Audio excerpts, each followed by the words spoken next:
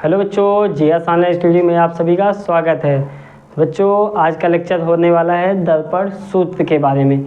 ठीक है, तो आज का जो हमारा डेरिवेशन होगा दर्पण का सूत्र, यानी दर्पण में जो सूत्र यूज़ होता है 1/f बराबर 1/v plus 1/u।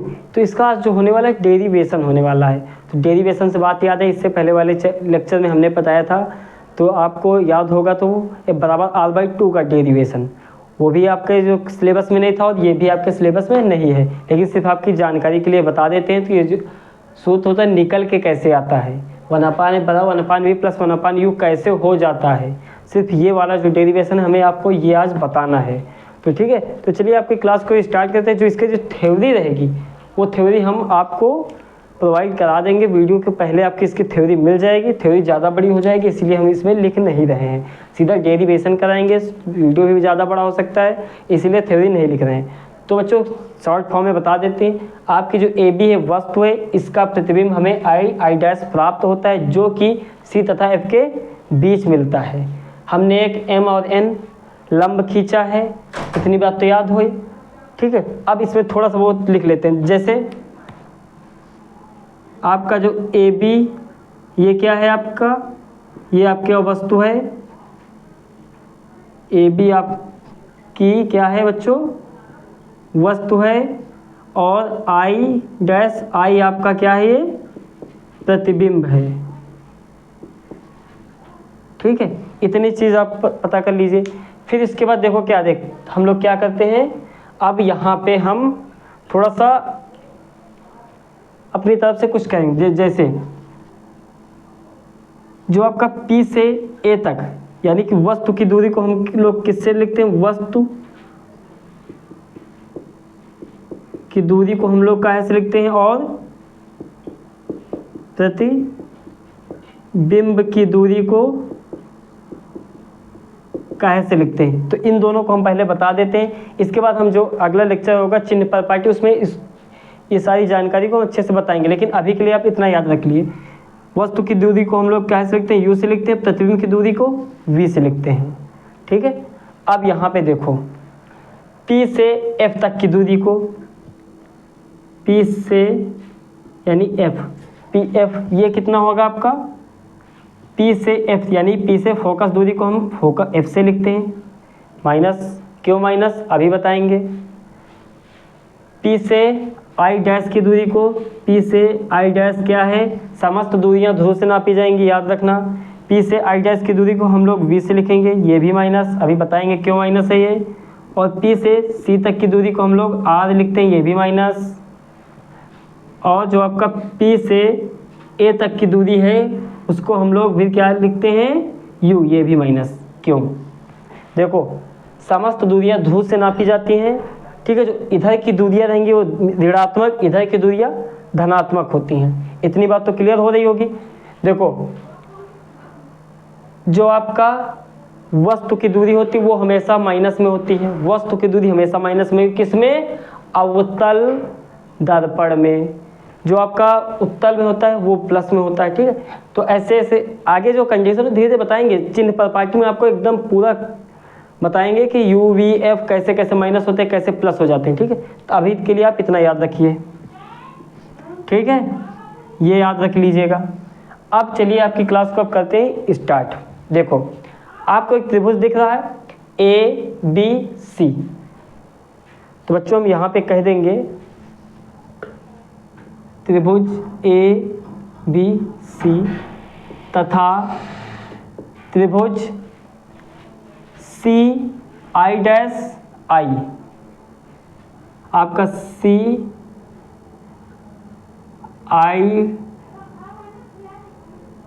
I dash I से। इतना आप स्टार्ट करें, इससे पहले थ्योरी हम आप लोगों को प्रोवाइड करा देंगे। ठीक है, देखो इतना कर लिए।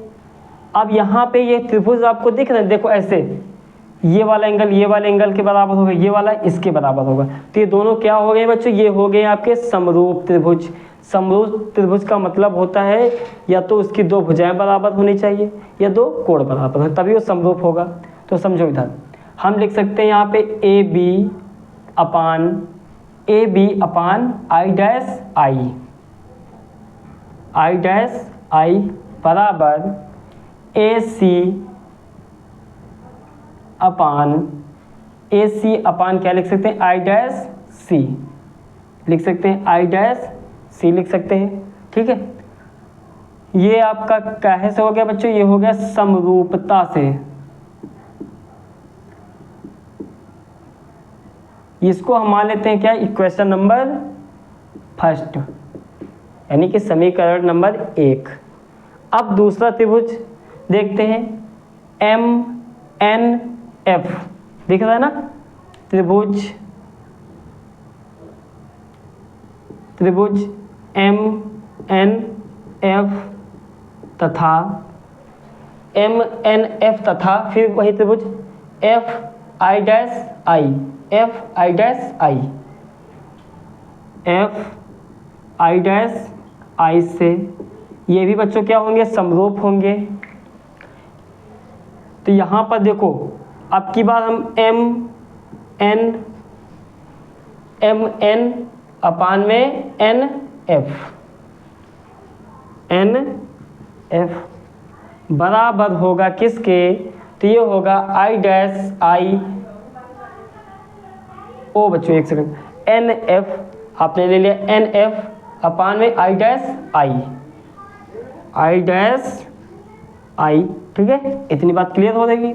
अब यहाँ से एन एफ लेंगे अब की बात, तो एन एफ अपान में एफ आई डैश आपका क्या हो गया, एफ आई डैश हो गया।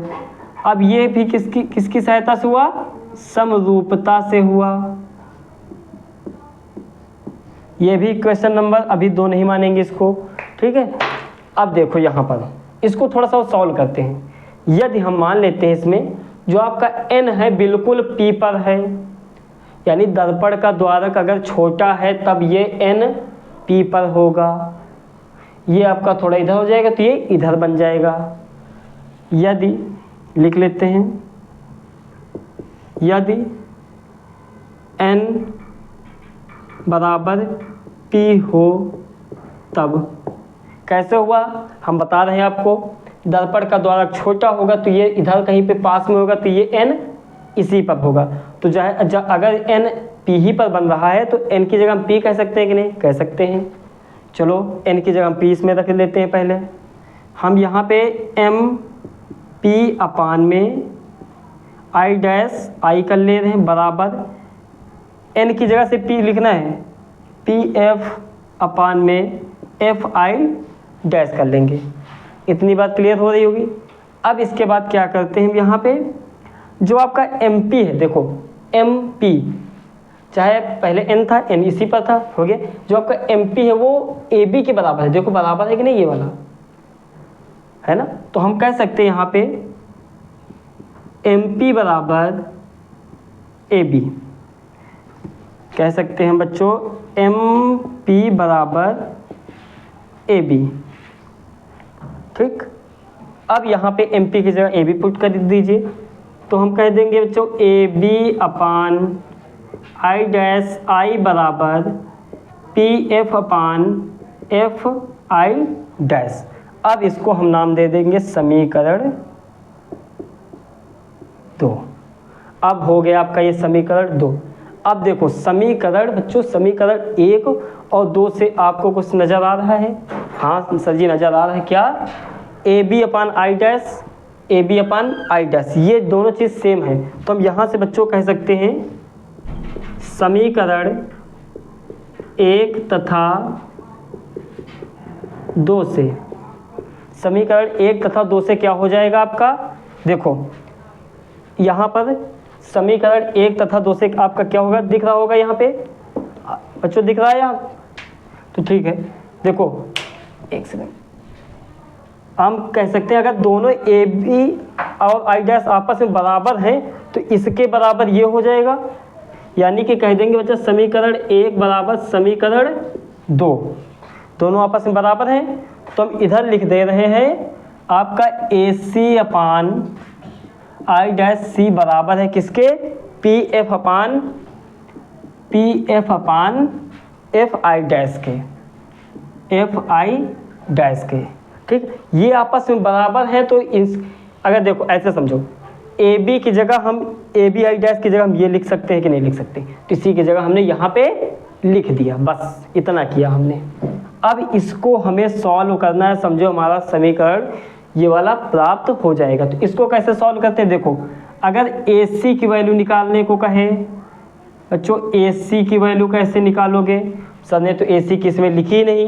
देखो ए सी की कैसे निकालोगे, पी ए की पता है आपको, पी ए की, हाँ पता है, तो हम इसमें क्या कर देंगे, पी ए माइनस में ये पूरी वैल्यू में देखो इतनी वैल्यू में इतनी घटा देंगे तो यहाँ तक की पता चल जाएगी कि नहीं, तो हम क्या कर देंगे, पी सी माइनस कर देंगे। फिर से एक बार देख लेते हैं।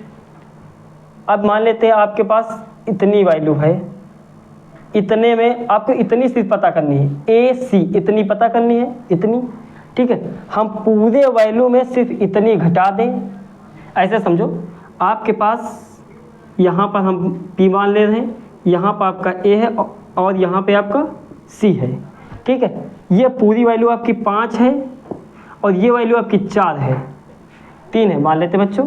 तो अगर हम आपसे AC पूछे तो आप कैसे बताओगे, सर जी कहोगे कि बच्चा पूरे में आप इतनी घटा दीजिए तो इतनी पता चल जाएगी, पता चल जाएगी नहीं, तो वही तो हमने किया, पूरे में कितनी घटा दिया, इतनी घटा दी हमने, मिल गई कि नहीं हमें, ठीक है। हमें यही करना था। अब यहाँ से हम आई डैश सी की वैल्यू ऐसे निकाल लेंगे, आई डैश सी वैल्यू निकल गई, समझो पुट किया हमने और आंसर आपका आ गया। आई डैश सी कैसे निकलेगा, I dash C P C, देखो इधर P C minus P I, फिर वही करेंगे पी आई। बच्चों एक बार में ये नहीं लगेगा आप लोगों से, हमें भी पता है, इसके लिए आपको 1-2 बार प्रैक्टिस जरूर करनी पड़ेगी इसकी, ठीक है। अब यहाँ से इन दोनों की वैल्यू आ गई, पी एफ आपको पता है, पी एफ हमने पहले बता दिया था। अब एफ आई निकालना है हमको, एफ आई डैश, तो एफ आई डैश कैसे निकलेगा, इतनी वैल्यू।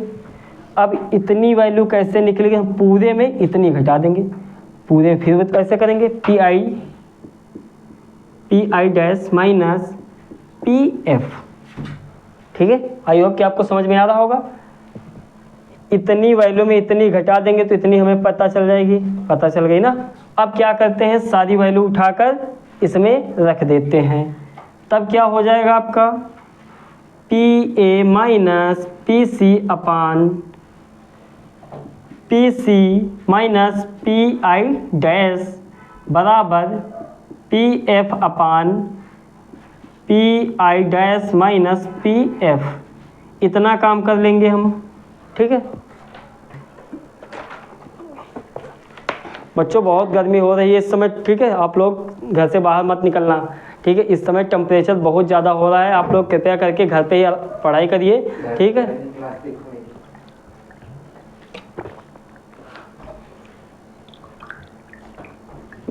अब इसके आगे हम लोग चालू करने वाले हैं क्या, देखो जो आपका अब इसमें क्या बचा, ये सारी वैल्यू जो उठा के इसमें रख देनी है, क्योंकि हमें सिर्फ इतने की वैल्यू पता थी, हम इतना ही बनाना था। अगर हम इधर AC कहते तो AC की वैल्यू हमने पहले बताई नहीं, AC की वैल्यू थी कोई, AC की आप क्या कहोगे, कुछ नहीं कह पाओगे, इसलिए हम सिर्फ इतनी वैल्यू पहले रख दिए थे, इसी से हम लोग इसमें निकालेंगे। तो इन सभी के मान रख देते हैं। देखो PA की वैल्यू क्या है बच्चों, माइनस के U है, PC की वैल्यू क्या है, P से C तक माइनस R है, तो बच्चों माइनस माइनस क्या होगा, प्लस हो जाएगा, ये माइनस और वो माइनस मिलके प्लस हो गया, ठीक है। और PC की वैल्यू पता है बच्चों, माइनस R हो गया। अब माइनस PI डैश की वैल्यू क्या है, माइनस के V है, तो क्या हो जाएगा, प्लस के V हो जाएगा। PF की वैल्यू क्या है बच्चों, माइनस के F है।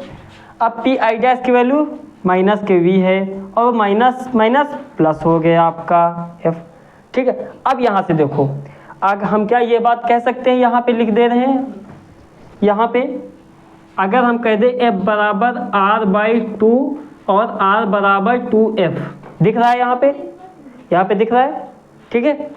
R बराबर 2F लिख सकते हैं कि नहीं लिख सकते हैं,